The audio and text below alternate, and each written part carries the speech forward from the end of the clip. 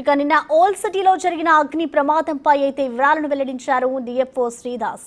Short circuit వల్లే అగ్ని ప్రమాదం జరిగిందంటూ కూడా ఆయన తెలిపారు. ఇంటి నిండా దట్టమైన పొగలు వ్యాపించడంతోనే 17 మంది చనిపోయారని అన్నారు. పూర్తి దర్యాప్తు చేసి ప్రభుత్వానికి నివేదికను అందిస్తామని తెలిపారు. దీనిపై మరింత సమాచారాన్ని మా ప్రతినిధి సురేష్ అందిస్తారు. హైదరాబాద్లో తరచూ అగ్ని ప్రమాదాలు జరుగుతూనే ఉన్నాయి, ప్రాణాలు కోల్పోతున్నారు. దీనిపైన ఫైర్ డిపార్ట్మెంట్ ఎలాంటి చర్యలు తీసుకుంటుంది, అసలు నిన్న జరిగిన ప్రమాదం ఏ విధంగా జరిగిందో ఒకసారి మాట్లాడడానికి మనతో పాటు హైదరాబాద్ డిఎఫ్ఓ శ్రీధర్ ఉన్నారు. ఒకసారి మాట్లాడదాం. అసలు నిన్న ఫైర్ జరగడానికి ప్రధాన కారణం ఏంటి? మేము సస్పెక్ట్ చేసిన దాని ప్రకారం ప్రధాన కారణం ఎలక్ట్రిసిటీ అని అనుకుంటున్నాము.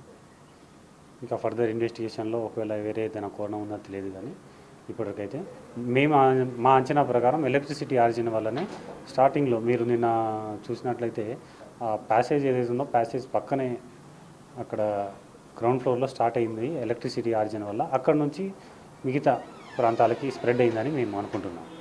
అంటే ఓల్డ్ సిటీలో చాలా చిన్న చిన్న బిల్డింగ్స్ ఉన్నాయి. ఈ ప్రమాదాల తీవ్రత ఇంకా పెరిగి, అంటే అగ్ని ప్రమాదం జరిగితే మనం చాలా ఘటనలు చూసాం. ఈ సికింద్రాబాద్లో చనిపోవడం జరిగింది, తర్వాత నిన్న 17 మంది నిన్న వాళ్ళు చనిపోవడానికి కూడా కారణాలు ఏంటి అసలు?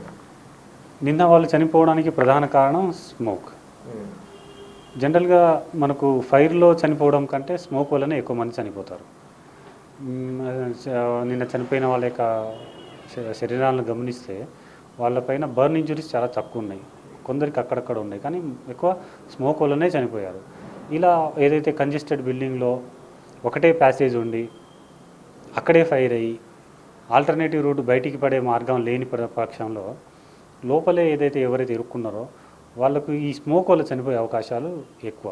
నిన్న జరిగిన దాంట్లో కూడా అంతే.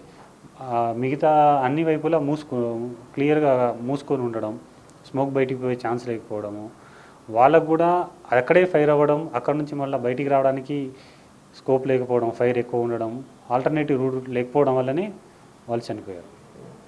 ముఖ్యంగా ఓల్డ్ సిటీ ప్రాంతాల్లో ఇలాంటి బిల్డింగ్స్ చాలా ఉన్నాయి.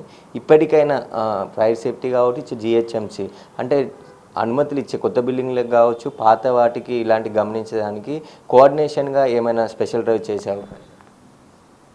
అది మా పై అధికారుల యొక్క సూచనల మేరకు ఏం చేయాలి అనేది వాళ్ళ ఇన్స్ట్రక్షన్స్ ప్రకారం కొత్త ఉన్న వాటి బిల్డింగ్స్ అయితే మేము ఖచ్చితంగా సేఫ్టీ నామ్స్, అన్ని సెట్ బ్యాక్స్, స్టేర్ కేసెస్ 2 ఉండాలి, ఫైర్ ఫైటింగ్ సిస్టమ్ పెట్టుకోవాలి, అన్నీ చెక్ చేసి పనిచేస్తున్నాయా లేదా చెక్ చేసి ఫిజికల్గా ఆ తర్వాత వాళ్ళకి ఆ ఫైర్ ఫైటింగ్ సిస్టమ్ ఎట్లా వాడాలో చెప్పిన తర్వాతనే మేము నో అబ్జెక్షన్ సర్టిఫికేట్ ఇస్తాం.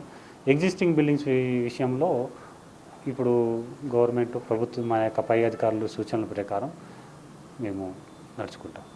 అంటే ఇక్కడ జిహెచ్ఎంసి ఫైర్కి సంబంధించి సమన్వయ లోపం ఉంది. ఎందుకంటే 15 మీటర్ల వరకు జిహెచ్ఎంసి పరిధి, ఆ తర్వాత ఫైర్ డిపార్ట్మెంట్కి వస్తుంది అంటున్నారు. కానీ ప్రమాదం జరిగినప్పుడు ముఖ్యంగా స్పాట్కి వెళ్ళేది ఫైర్ ఇంజన్స్, ఫైర్ అధికారులు అక్కడ ఫైట్ చేస్తుంటారు. ఇది ఎందుకు అట్లా ఉంటుంది? అలాంటిది ఏం లేదండి, సమన్వయ లోపం అనేది ఏం లేదు. నిన్న మీరు బిల్డింగ్ చూసుకున్నట్లయితే G+2 బిల్డింగ్ చాలా చిన్నది, అందులో ఒక ఎక్స్టింగ్విషర్ కూడా లేదు.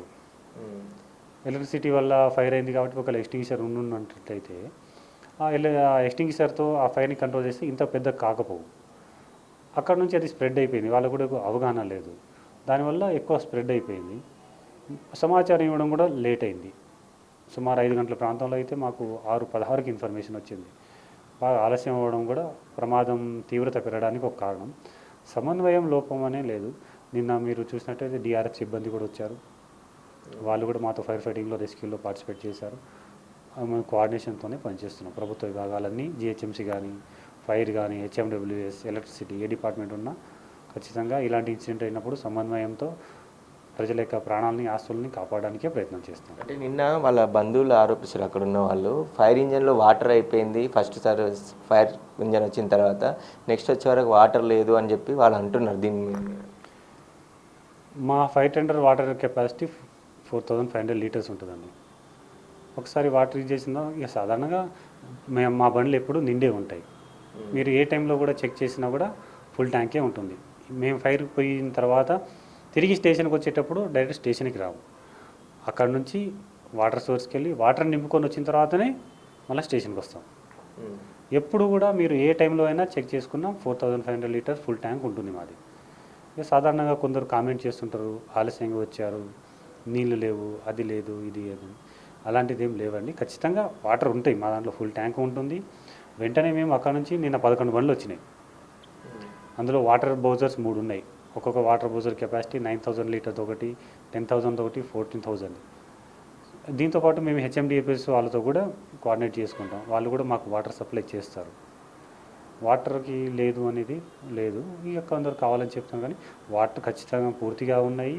మా దగ్గర అన్ని ఎక్విప్మెంట్స్ ఉన్నాయి. మా వాళ్ళందరూ ట్రైన్డ్ ఆఫీసర్సే. అంత చిన్న బిల్డింగ్లో కూడా మేము 11 బల్లను టర్న్అవుట్ చేసాం. రోబోను కూడా తీసుకొచ్చాం అవసరం వస్తుందో అని. కాకపోతే బ్రాంటో స్కై లిఫ్ట్ అది కూడా తీసుకొచ్చాం. కాకపోతే అక్కడ ఉన్న పరిస్థితులను బట్టి అవసరం రాలేదు. మహారాజ్గంజ్ ఫైర్ తీసుకుంటే మీరు మొన్న 2 days క్రితం జరిగిన దాంట్లో బ్రాంటో స్కై లిఫ్ట్తో వాళ్ళని మేము రెస్క్యూ చేయగలిగాం. అదేవిధంగా మొన్న రీసెంట్గానే రంగారెడ్డిలో అయిన దాంట్లో రోబోట్ని వాడాం. అవసరాన్ని బట్టి మా ఎక్విప్మెంట్ వాడడము చేస్తుంటాం. అన్నీ సిద్ధంగానే ఉంటాయి మాకు. మీరు ఏ టైంలో చెక్ చేసుకున్నా మా బండిలో అన్ని ఎక్విప్మెంట్స్, వాటరు అన్నీ ఎప్పుడు అందుబాటులోనే ఉంటాయి. మేము ఎప్పటికెప్పుడు కూడా మానిటర్ చేస్తుంటాం.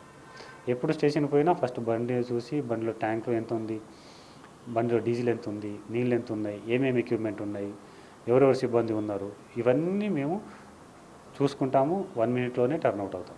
ఇప్పుడు నిన్న జరిగిన ప్రమాదం పైన ఫైర్ డిపార్ట్మెంటు విచారణ ఏ విధంగా ఉంది, ప్రభుత్వానికి నివేదిక ఇవ్వబోతున్నారు? ప్రభుత్వానికి మా పై అధికారుల ద్వారా నివేదిక ఇస్తాము. ఎలా జరిగింది, జరిగిన తర్వాత మేము చేసిన పని ఏంటి, ఏం జరిగింది, ప్రధాన ఫైర్కి జరగడానికి కారణాలు, మేము చేసిన ఎఫర్ట్స్, ఇంకా దీంట్లో మేము ఫైర్ ఫైటింగ్లో ఏదైతే ఆబ్స్ట్రక్షన్స్ ఏదైతే చూసామో అవి ఒకవేళ ఎలా ఉంటే బాగుంటుండే, దీన్ని ఇంత తీవ్రత జరగడానికి కారణాలు ఏంటి, ఇవన్నీ పూర్తి సమాచారంతో మేము నివేదిక ఇస్తాము. దాని ప్రకారం పై అధికారుల యొక్క సూచన ప్రకారం మేము తగు చర్యలు తీసుకుంటాం. ఇంకొకటి, వ్యాపార సముదాయాలు ఎక్కువగా నైట్ సమయంలో బంద్ చేసే సమయంలో ఎలక్ట్రిక్ స్విచ్ ఆఫ్ చేయకుండా వెళ్ళిపోతున్నారు. వాటి వల్లనే ప్రమాదం ఎక్కువ జరుగుతుంది అంటున్నారు. రాబోయే రోజుల్లో వ్యాపారస్తులకు కావచ్చు, ఇంకో కొన్ని చోట్ల వ్యాపారస్తుల గోడాంలు, ఇండ్లు ఒకే చోటు ఉంటున్నాయి. వారికి ఎట్లాంటి సూచనలు ఇస్తారు? ఎప్పుడు కూడా ఎవరో ఒక మనిషి అందుబాటులో ఉండాలి. ఫైర్ స్టార్ట్ అవ్వగానే, స్పార్క్ రాగానే, పొగ రాగానే వెంటనే 101కి ఫోన్ చేశారు. వాళ్ళు ఎప్పుడు అలర్ట్ చేయాలి. కొన్నిసార్లు ఏం చేస్తారంటే వీళ్ళు పైన రాత్రి షాప్ బంద్ చేసి లోపల పైన పడుకుంటారు. అది చిన్నగా పెరిగి పెద్ద అయ్యేదాకా ఎవరు గమనించారు. మనుషులు లేకపోవడం, లేదంటే సీసీటీవీ కెమెరాలను పెట్టుకోవాలి, స్మోక్ అలారమ్స్ పెట్టుకోవాలి. సో అలారమ్స్ వస్తాయి, సీసీ కెమెరాలు పెట్టుకోవాలి. మనుషులను పెట్టుకుంటే ఇలాంటివి మనం తొందరగానే పసిగట్టవచ్చు. వీటిని ఎంత తొందరగా మనము కనిపెట్టినట్లయితే డ్యామేజ్ని మనం అంతా తగ్గియవచ్చు. లేకపోతే నిన్న జరిగిన ఫైర్లో చూడడానికి చిన్న బిల్డింగు, ఎలక్ట్రికల్ ఆర్జన్ స్టార్ట్ అయింది, వాళ్ళ దగ్గర ఏదైనా ఎక్స్టింగ్విషరో ఏదైనా ఉండుంటే సింపుల్గా కంట్రోల్ అయ్యే ఫైర్లో 17 మంది చనిపోయారు.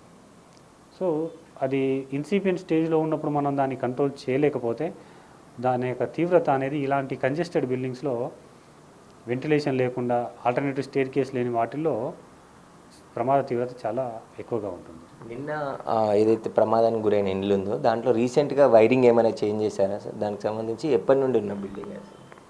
అది బిల్డింగ్ చూసినట్టయితే సుమారు 40-50 సంవత్సరాలు ఇలా కనబడుతుంది. వాళ్ళు చెప్పే ఇన్ఫర్మేషన్ ప్రకారం కూడా 40-50 years ఉంది. ఎలక్ట్రికల్ వైరింగ్ చేశారా లేదా అన్నది పూర్తి సమాచారం లేదు. లోపల ఇంటీరియర్ అవి కొంచెం రీసెంట్గా చేయించారని చెప్పారు. 40-50 సంవత్సరాల క్రితం బిల్డింగ్ కాబట్టి ఎలక్ట్రికల్ వైరింగ్ అప్పటికి ఎలక్ట్రికల్ సిటీ అవసరాన్ని బట్టి, ఆ సామర్థ్యాన్ని బట్టి తీసుకొని ఉంటారు.